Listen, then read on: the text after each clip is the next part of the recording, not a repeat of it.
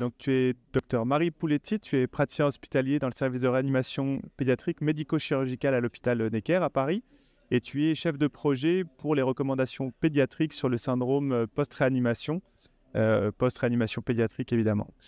Donc, j'ai une première question, Marie, c'est qu'est-ce que c'est que le syndrome post-réanimation en pédiatrie et quelles sont les spécificités pédiatriques?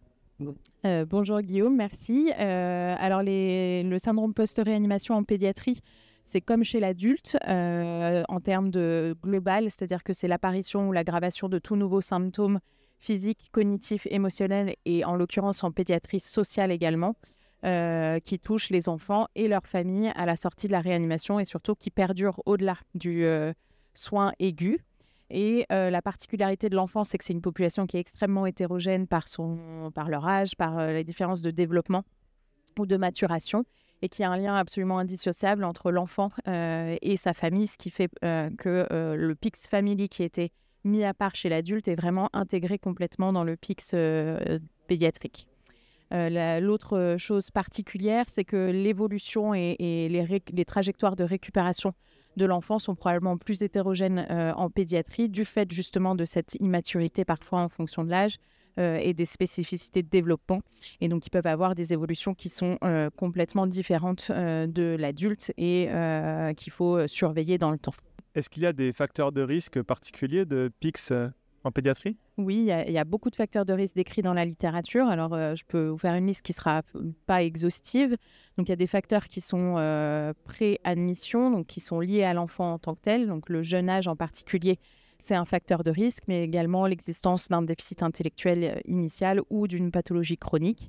Il existe aussi des facteurs de risque per-réanimation, donc liés vraiment aux soins de réanimation qu'on peut faire pendant le séjour. En particulier, ça va être tout ce qui va engendrer une durée de réanimation prolongée, que ce soit certains diagnostics type SDRA, les atteintes neurologiques ou encore le choc septique, par exemple, parmi d'autres. Ensuite, l'utilisation de sédation analgésie prolongée, en particulier les benzodiazépines et les opioïdes, sont reconnus comme facteurs de risque, notamment parce qu'ils peuvent être responsables de délirium, de confusion, de syndrome de sevrage. Et puis également d'autres éléments type suppléance d'organes, ECMO, épuration extra-rénale ou ventilation mécanique prolongée. Et puis on va aussi retrouver des éléments post-réanimation qui vont être par exemple la difficulté d'accès aux soins ou alors le fait qu'un parent ait une atteinte émotionnelle extrêmement importante. Ça peut avoir un impact directement négatif sur l'évolution de l'enfant.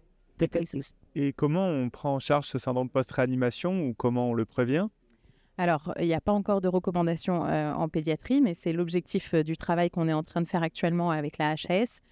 C'est d'arriver à développer en tout cas des recommandations comme l'ont été fait pour l'adulte.